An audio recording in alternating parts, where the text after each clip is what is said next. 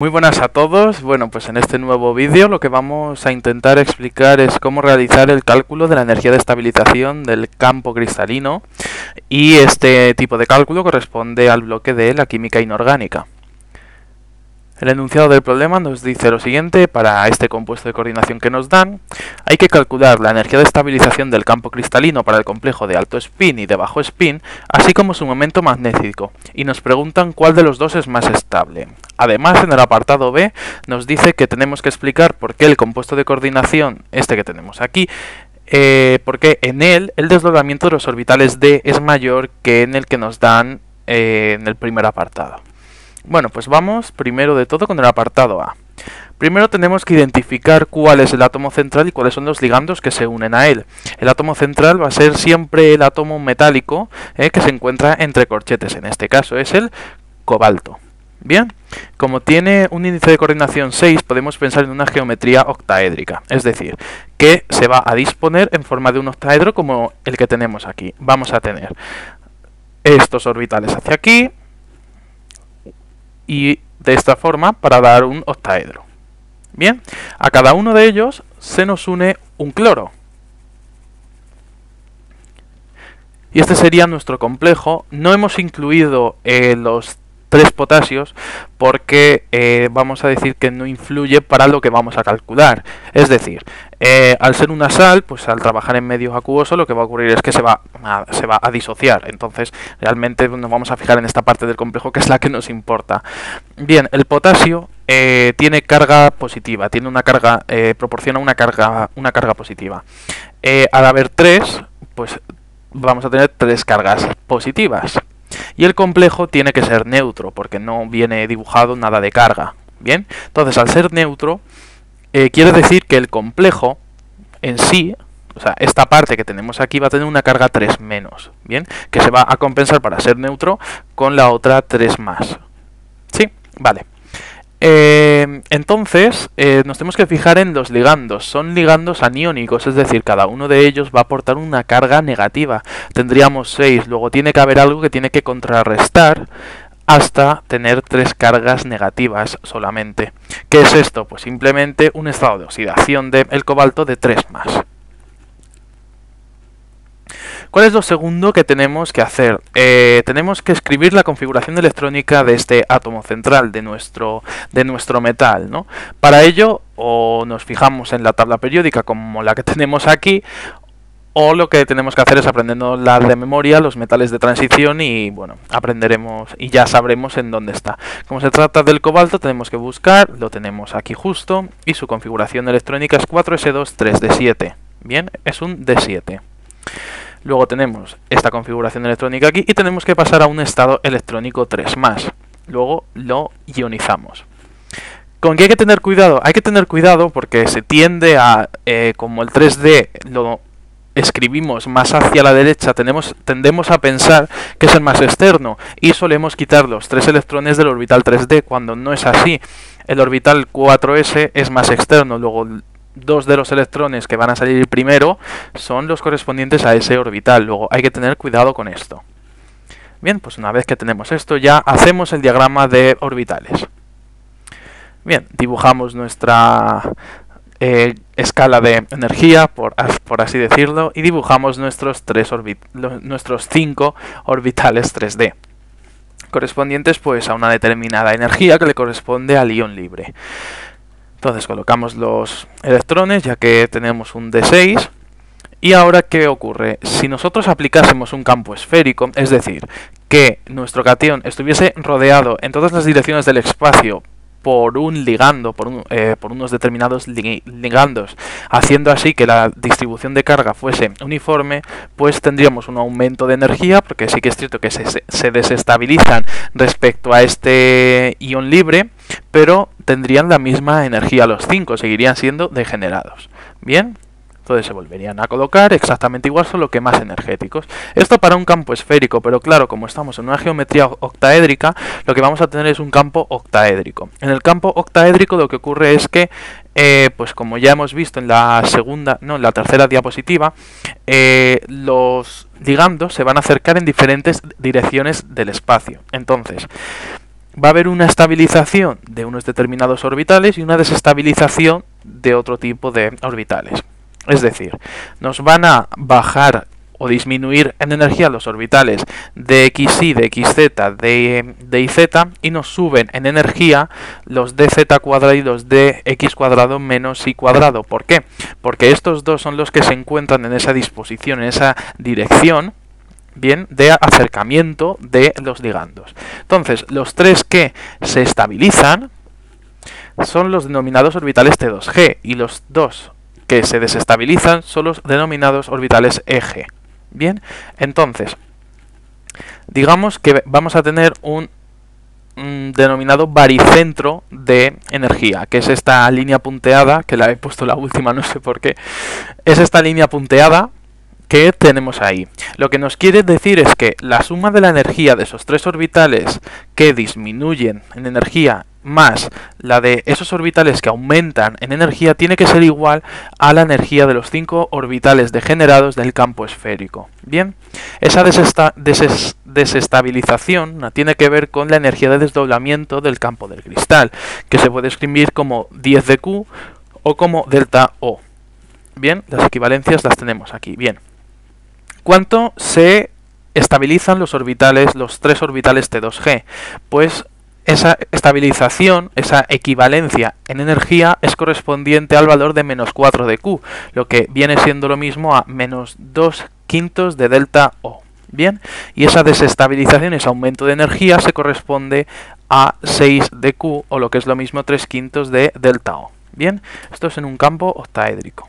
Bien, entonces la suma de las energías estas es la misma que la que tendrían los 5 orbitales en estado de campo esférico, en estado degenerado. Bien, y aquí tendríamos una disposición que puede ser distinta a esta en concreto, ya que están desapareados aquí. Bien, es la correspondiente a una configuración de alto spin. Bien, como tenemos electrones desapareados, la especie es paramagnética y va a tener un momento magnético, que lo podemos calcular ya. El momento magnético es igual a la raíz cuadrada del número de electrones desapareados multiplicado por el número de electrones desapareados más 2. Como tenemos 4, es igual a la raíz cuadrada de 4 multiplicado por 4 más 2 y nos da un momento magnético de 4,89 magnetones de Bohr. Bien. ¿Cuál es el otro caso que podemos tener? Bueno, dibujamos de nuevo la escala de energía, dibujamos de nuevo nuestros orbitales del ion libre, colocamos los electrones, hacemos lo mismo, campo esférico, pues una interacción en todas las direcciones del espacio, por lo que aumentan en energía, pero ninguno en especial porque la distribución de carga es uniforme, pero en el campo octaédrico sí, la distribución y los desdoblamientos es exactamente igual, pero la colocación de los electrones puede no serlo, sino que simplemente pues se apareen. Los que han quedado, los que teníamos arriba antes, pues se pueden aparear con estos dos libres que tenemos aquí, de tal forma que no tenemos ningún electrón desapareado. Bien, es decir, nos tenemos que fijar en esto y claro, para poder aparearlo tenemos que como tenemos dos apareamientos adicionales, pues tenemos que proporcionar una energía, y esta energía es la que se denomina energía de apareamiento, P. Bien, al tener dos pares electrónicos más que en el caso del ion libre, o en el caso este, pues tendríamos que sumar, cuando calculemos la energía de estabilización del campo cristalino, tendríamos que sumar 2 veces la energía de apareamiento, porque hemos formado 2 nuevos pares electrónicos. Esta configuración se denomina configuración de bajo spin, y su momento magnético es igual a 0, porque no tenemos ningún electrón desapareado. Volvemos con la de alto spin. La energía de estabilización del campo cristalino viene dada por esta expresión que tenemos aquí, que es el número de electrones que tengamos en orbitales T2G multiplicado por menos 2 quintos de delta O más el número de electrones que tengamos en los orbitales EG multiplicado por 3 quintos de delta O. Si hacemos la operación, el resultado de nuestra energía de estabilización del campo cristalino es de menos 2 quintos de delta O. Bien, que también lo podemos expresar en forma digamos en forma de dq, que es exactamente igual, número de electrones en los orbitales T2G multiplicado por menos 4 dq más el número de electrones en los orbitales EG multiplicado por 6 dq. Operamos y obtenemos un valor de menos 4 dq.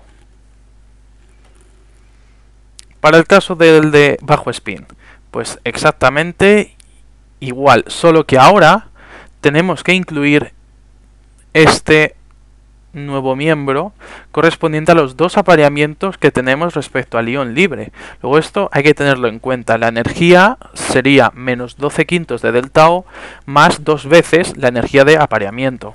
Si lo queremos expresar en función de Q es exactamente igual. Sumamos los 2P aquí, porque lo tenemos que tener en cuenta.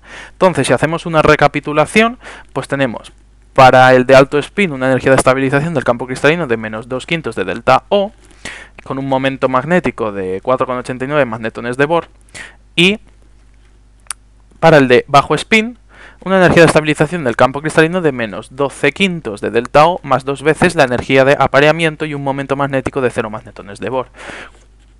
¿Cómo podemos saber cuál es más estable? Pues muy sencillo, nos tenemos que fijar en esa P. Esa energía de apareamiento es lo que nos va, digamos, a condicionar.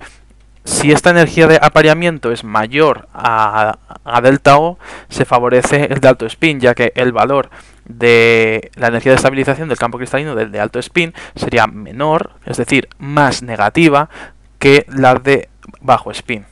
Bien, en cambio, si tenemos una energía de apareamiento menor a ese desdoblamiento, a delta sub O, se favorece el complejo de bajo spin, por exactamente lo mismo. ¿Cómo podríamos saber esto? También lo podemos saber según la serie espectroquímica, es decir, dependiendo del tipo de ligando que tengamos, pues podemos saber si eso nos va a potenciar o nos va a favorecer, mejor dicho, que se dé el complejo de alto spin o el de bajo spin. Pero como en este caso no estamos comparando, sino que simplemente estamos hablando de un complejo puntual, pues simplemente nos tenemos que fijar en esa energía de apareamiento.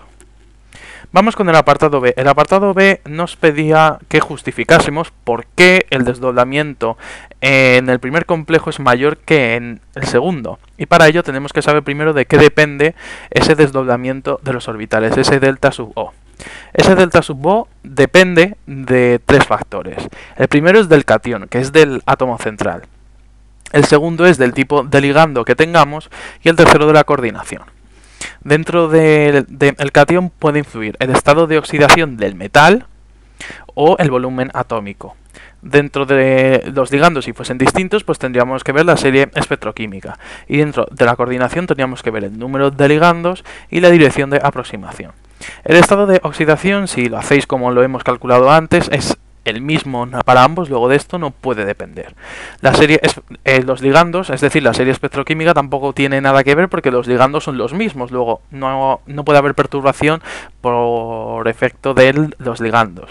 Y en cuanto a la coordinación, tanto la dirección de aproximación como el número de ligandos es la misma, luego no depende ni de uno ni de otro. Es decir, este desdoblamiento nos va a depender del volumen atómico. Entonces tenemos que saber localizar estos dos elementos. Volvemos a nuestra tabla periódica y vemos que aquí tenemos el cobalto y un poco más abajo tenemos el metal que constituye nuestro otro complejo. Es decir, se encuentran en el mismo grupo. ¿Qué ocurre al disminuir, al descender, mejor dicho, en un mismo grupo de la tabla periódica? Lo que ocurre es que aumenta el volumen atómico. ¿Por qué? Porque aumenta el número cuántico principal y la carga nuclear efectiva también, pero no de forma tan importante como lo hace el número cuántico principal. Es decir, el volumen atómico nos depende de estos dos factores, el cual predomina es el número cuántico principal. Si aumenta el número cuántico principal, aumenta el volumen. ¿Bien? ¿Qué ocurre cuando aumenta ese volumen atómico? Pues que aumenta el tamaño de esos orbitales d que van a participar en la formación de nuestro complejo. Si aumenta este tamaño de los orbitales d, quiere decir que se encuentran más expandidos y más difusos en el espacio y por tanto se ven más afectados por el campo creado por los ligandos. Bien, lo que hace que exista una mayor perturbación en ese entorno y por tanto aumente esa diferencia entre orbitales estabilizados y desestabilizados. Es decir, que al aumentar el volumen atómico, aumenta ese desdoblamiento. Como veis, para hacer este tipo de ejercicios no hace falta ningún conocimiento muy profundo, sino que estéis familiarizados con el tema de energía de estabilización del campo cristalino y simplemente tener un poco los conceptos claros, porque como veis es una deducción, y en cuanto al otro caso, pues ver las dos posibilidades que pueden existir con diferentes configuraciones y tener en cuenta siempre esa energía de apareamiento si se os da. Bien, pues bueno, como veis, espero que os haya servido, que os haya sido útil y nos vemos en el próximo vídeo.